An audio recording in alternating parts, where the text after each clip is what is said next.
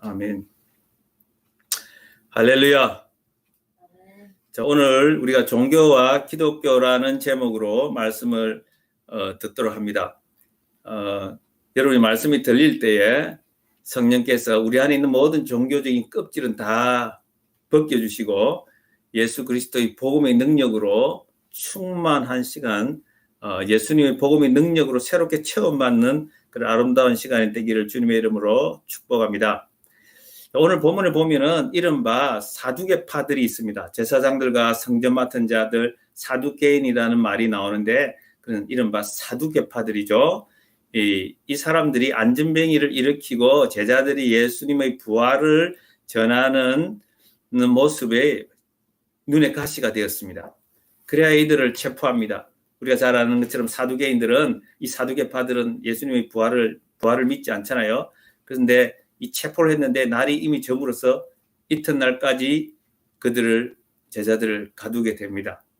그리고 말씀을 들었던 사람 중에 약 5천 명이 예수님을 영접하게 되었습니다. 오순절날 설교에서는 3천 명이 회개하고 돌아왔는데, 이 안전뱅이 사건을 통해서 성령 충만한 베드로와 요한을 통해서 5천 명이나, 남자가 5천 명이나 되는 사람이 예수 믿는 자로 이렇게 돌아오게 되었습니다. 얼마나 놀랍습니까? 성령으로 행한 설교가 참 대단하다는 생각을 합니다. 이튿날 관리들과 장로들과 서기관들이 예루살렘에 모였습니다. 이 사람들이 누굽니까? 바로 산헤드린 공회, 70명으로 구성되는 산헤드린 공회의 공회원들입니다. 카운슬 멤버스입니다. 이스라엘 최고의 권력자들이 모인 것입니다. 산헤드린 공의회라는 이름으로 모였습니다. 그들은 바로 예수님을 십자가에 못 박게 했던 장본인들이었습니다. 그들은 사도들을 앞에 세우고 이제 신문을 합니다. 그들은 날아가는 새도 떨어뜨릴 수 있는 서슬푸른 권세를 가지고 있었습니다. 사실 그렇습니다. 산헤드린 공회는 예수를 죽이고 나서 다시 모임을 소집하여서 예수님의 제자들을 얼마든지 처단할 수 있었고 그렇게 하는 것이 맞습니다. 그런데 이들이 그렇게 하지 않은 이유가 있어요. 예수가 죽고 제자들을, 그의 부하들을 불러서 산헤드린 공회에서 얼마든지 처단할 수가 있는데 그렇게 하지 않았던 것은 그들이 자비가 있어서가 아니라 이 시골뜨기들, 배움도 없고 돈도 없고 명예도 없는 그들을 위해서 산헤드린 공회를 한 번 더 소집할 이유가 없다라고 생각을 했습니다. 가치가 없다라고 생각했습니다. 그런데 이제 와서 산헤드린 공회를 개최하는 것입니다. 성령으로 역사하는 복음과 기독교에 지금 대항하는 것입니다. 지금 성령 충만을 입은 자들에 의해서 복음의 능력이 지금 불길같이 번지기 시작하는데 그것을 지금 종교란 힘으로, 권력이란 이름으로 지금 기독교에 대항하는 것입니다. 지금 성전에서 이제 앞으로 많은 일들이 일어날 텐데 지금 복음이냐 종교냐, 기독교냐 종교냐, 이런 대결이 만들어지는 것이죠. 이들은 이제 참 불길같이 번지는 그 복음의 능력 앞에서 여전히 목이 뻣뻣합니다. 출애굽 때에 바로가 그랬던 것처럼, 세상 권력이 그랬던 것처럼 이들의 모습이 똑같습니다. 이들이 정말 많은 사람들이 예수를 믿고 지금 기독교인이 되어가고 있는 그런 상황에서 그런 모습들을 눈으로 목도하는 상황에서도 그들은 여전히 완강하게 저항하고 대항을 합니다. 너희가 무슨 권세와 누구의 이름으로 이 일을 행하였느냐? 찰스 스윈들 목사님은 이렇게 말합니다. 기독교의 가장 큰 적 가운데 하나가 바로 종교다라고 합니다. 이들은 바로 종교 권력입니다. 종교는 인간이 하나님께 도달하기 위해서, 그리고 하나님의 은혜를 받기 위해서 인간이 행하는 것에 역점을 두고 있습니다. 하나님 이름을 말하지만 하나님께 도달하기 위해서 인간이 하는 노력에 초점을 맞추는 것이 바로 종교입니다. 우리가 믿는 복음은, 기독교는 무엇입니까? 하나님 우리에게 찾아오셨다는 거예요. 모든 것이 하나님의 주권 속에서 이루어졌다는 것입니다. 우리는 자격이 없는데 하나님이 은혜로 하나님께서 그저 주시는 선물로 우리가 은혜를 입었고 갚을래야 갚을 수 없고 우리는 하나님의 그 은혜와 사랑을 기억할 때 우리는 죄 짓는 것으로부터 해방될 수 있고 우리가 하나님의 사랑과 은혜를 기억할 때에 원수마귀도 물러가고 하나님의 능력으로 사는 것이 바로 복음이요 기독교입니다. 종교는 본질적으로 기계적이며 통제되어 있고 형식에 치우치며 심지어는 이런 사악한 모습까지 보입니다.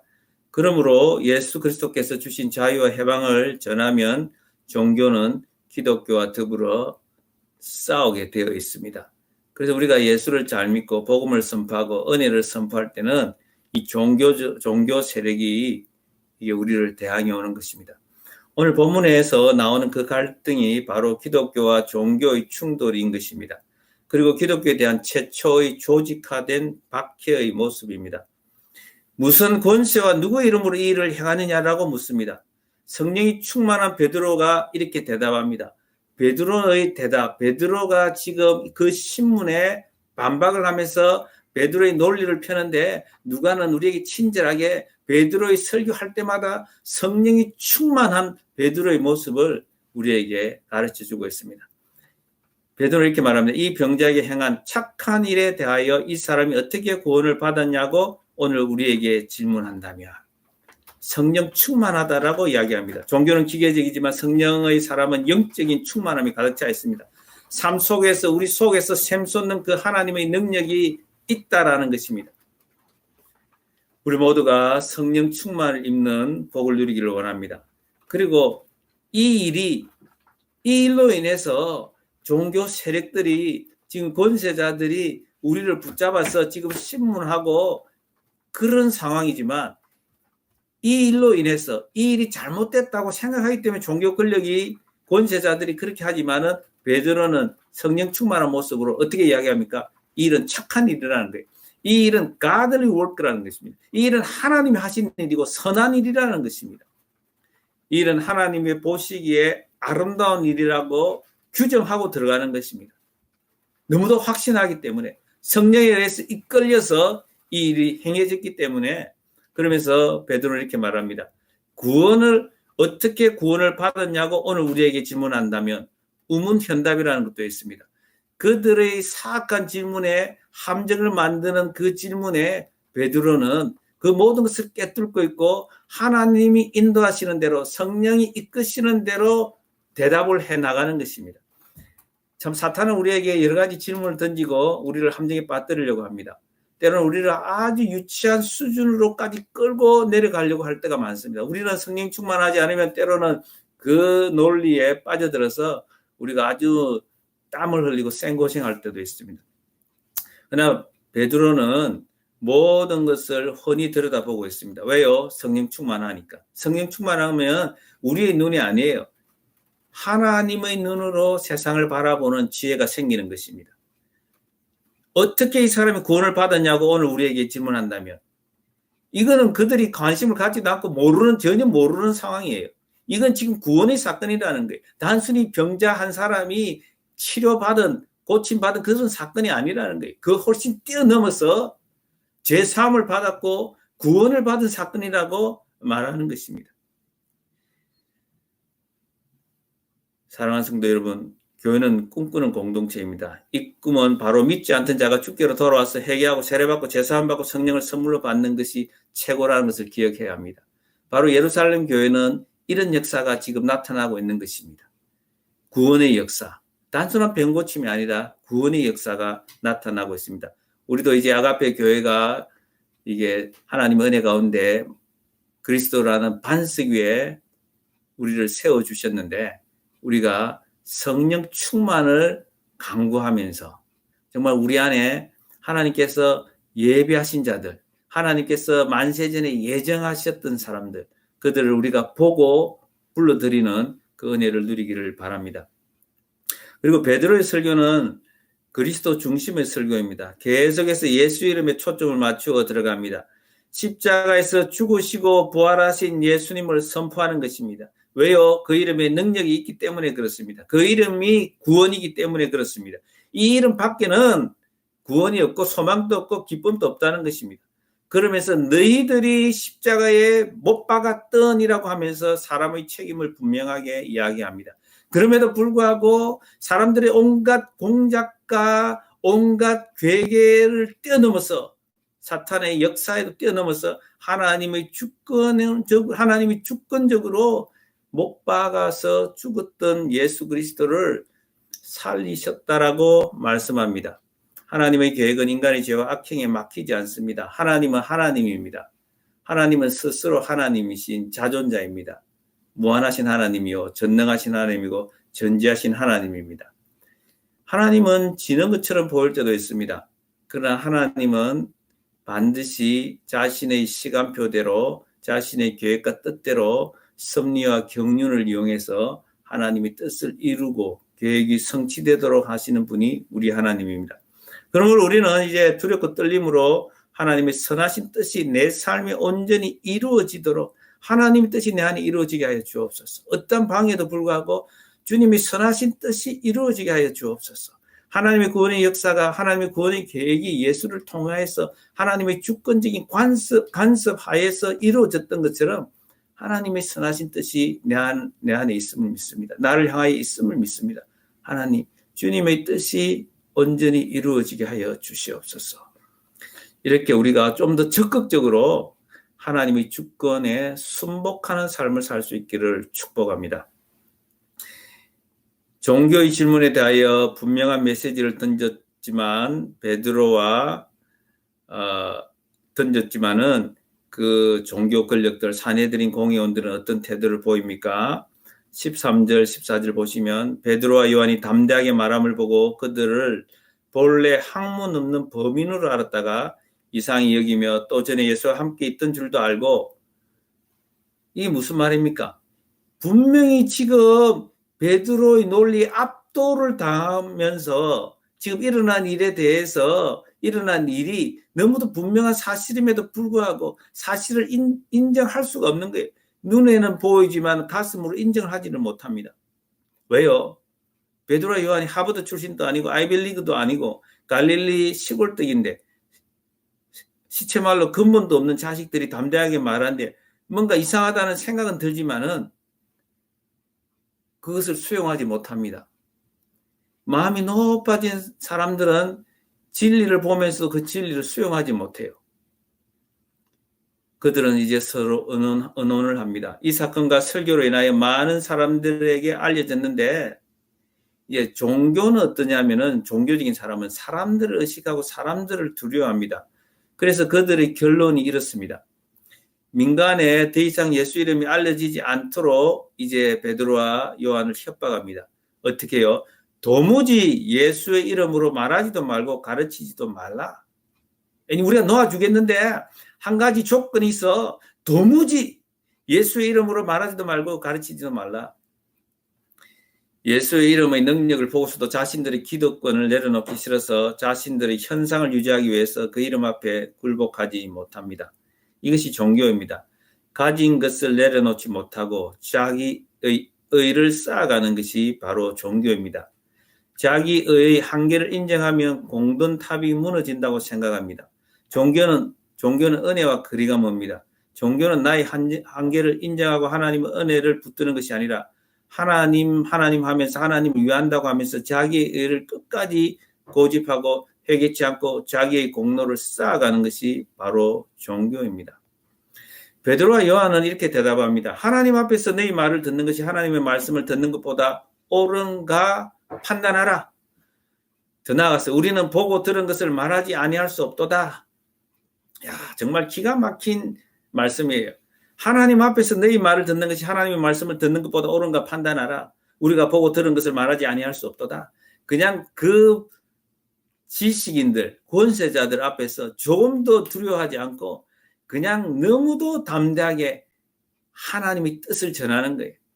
그냥 이 말을 반박할 수가 없지 않겠습니까? 하나님 앞에서 너희 말을 듣는 것이 하나님 말씀을 듣는 것보다 옳은가 판단하라. 우리는 지금 하나님의 뜻을 따라서 하나님의 말씀을 붙잡고 하나님 말씀대로 행하고 있다는 거예요. 성령 충만을 받아서 하나님의 말씀대로 지금 살아가고 있다는 것입니다. 그리고 우리는 보고 들은 것을 말하지 않을 수 없도다.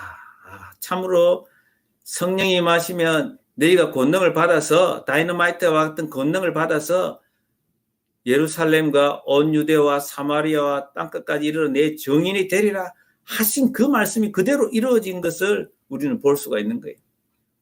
보고 들은 것을 말하지 아니할 수 없다. 우리가 분명히 체험적으로 알게 되었는데 내 영혼 속까지 예수 그리스도의 죽음과 부활이 임했는데 우리가 어떻게 그것을 보고 들은 것을 말하지 않을 수 있느냐는 것입니다.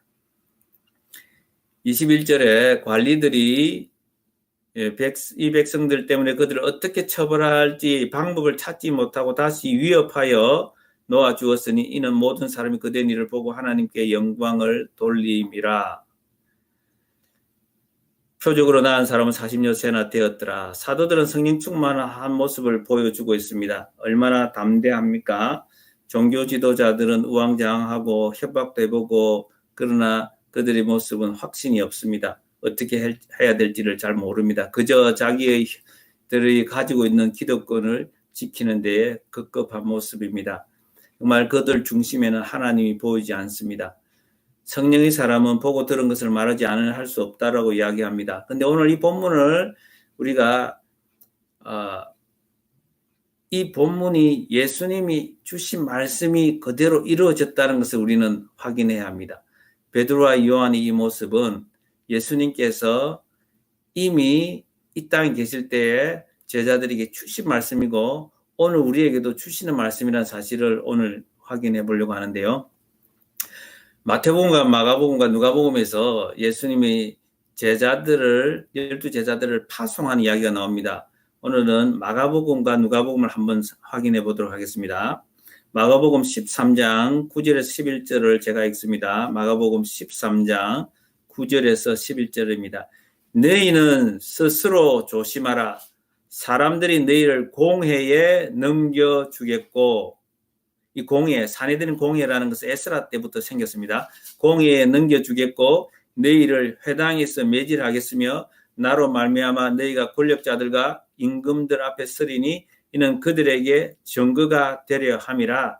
또 복음이 먼저 만국에 전파되어야 할 것이니라. 사람들이 너희를 끌어다가 넘겨줄 때에 무슨 말을 할까 미리 염려하지 말고 무엇이든지 그때에 너희에게 주시는 그 말을 하라. 말하는 이는 너희가 아니요 성령이니라. 아멘. 여러분 우리가 권세자들 앞에서 그렇게 서게 된다는 거예요. 핍박도 받고 서게 되는 이유는 바로 예수 그리스도의 죽음과 부활을 증거하는 위트네스로 하나님께서 우리를 세우시겠다는 거예요. 그럴 때에 권력 앞에 뜰 필요가 없다는 게 넘겨줄 때 무슨 말 할까 미리 염려하지 말라는 거예요. 우리가 믿음이 없으면 자꾸 염려하고 근심하게 됩니다. 믿고 염려하지 말라는 거 그때 너에게 주시는 그 말을 하라는 거예요. 그 말을 하는 것은 너희가 아니고 성령이라고 가르쳐주고 있습니다. 누가복음 21장으로 한번 넘어가 보겠습니다. 누가복음 21장 10절에서 15절입니다. 누가복음 21장 10절에서 15절 제가 읽습니다. 또 이르시되 민족이 민족을 나라가 나라를 대적하여 일어나겠고 곳곳에 큰 지진과 기근과 전염병이 있겠고 또 무슨 일과 하늘로부터 큰 징조들이 있으리라.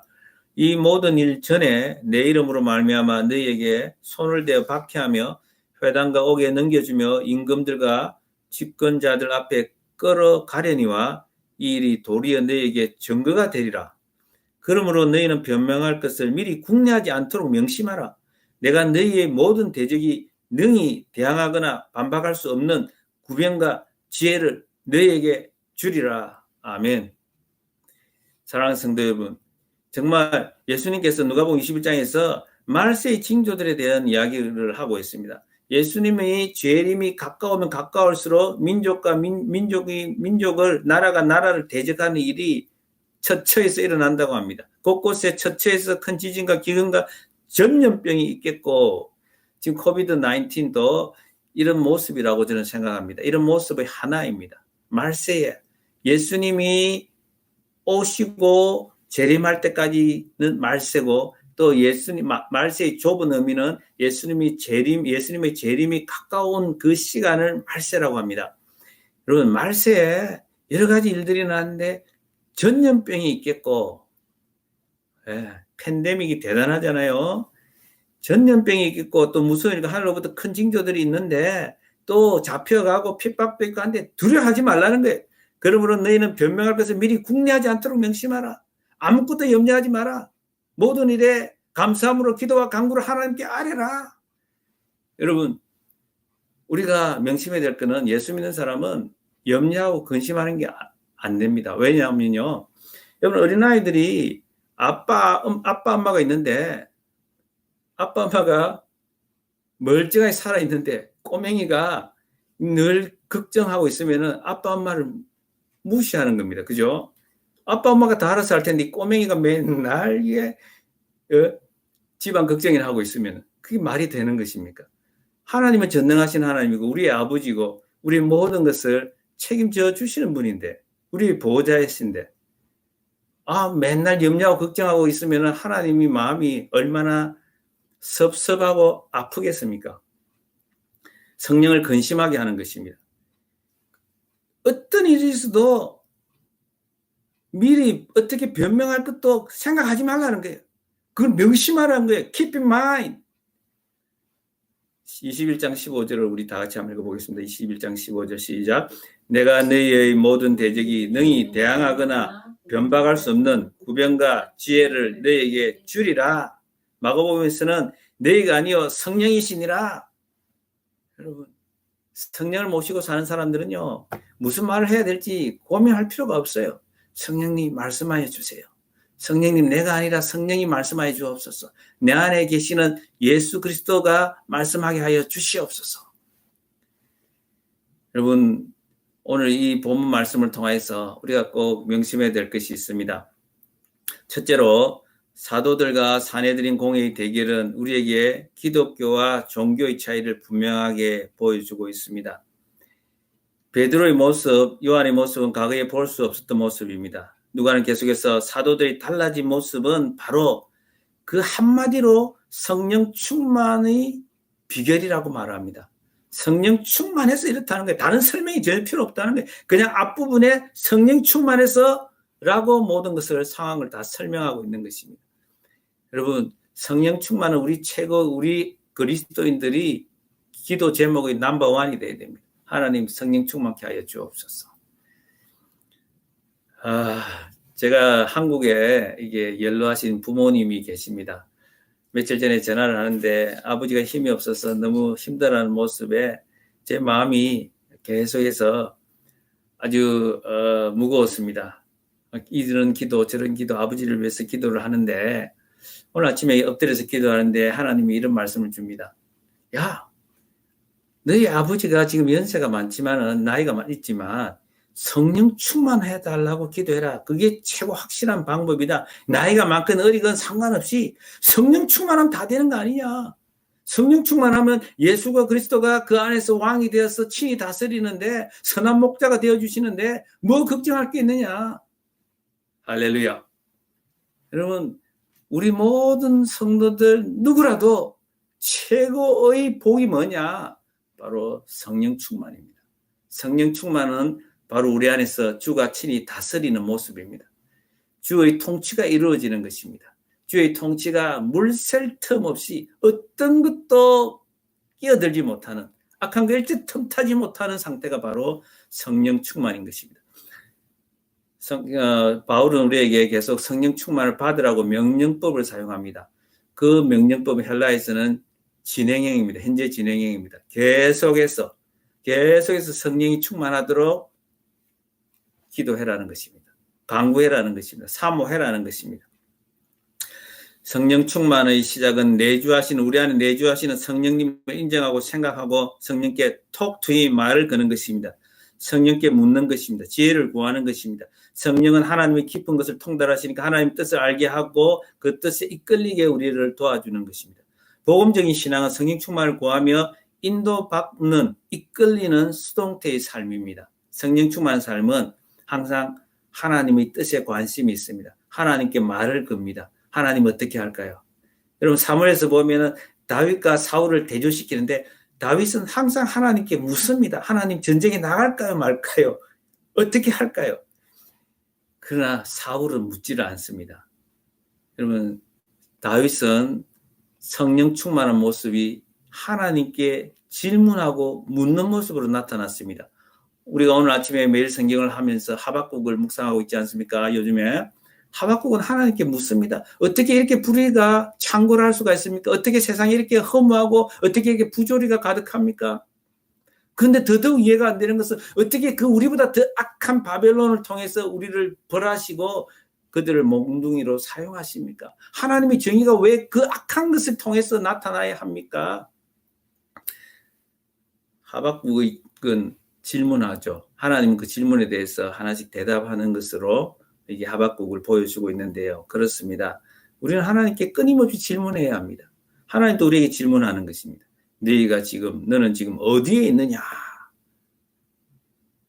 여러분, 우리 안에 종교적인 모습도 있음을 우리는 고백해야 합니다. 왜 이렇게 사두개파들에 대해서 사내들인 공회원들에서 자주자주 이야기하고 바리새인들에 대해서 이야기를 합니까? 우리 속에 그런 모습이 있다는 거예요. 우리 속에 종교적인 껍질이 있다는 것입니다. 신앙생활을 하면 할수록 우리 속에 시간과 함께 만들어지는 껍데기가 있다는 것입니다. 그것을 깨뜨리라는 것입니다.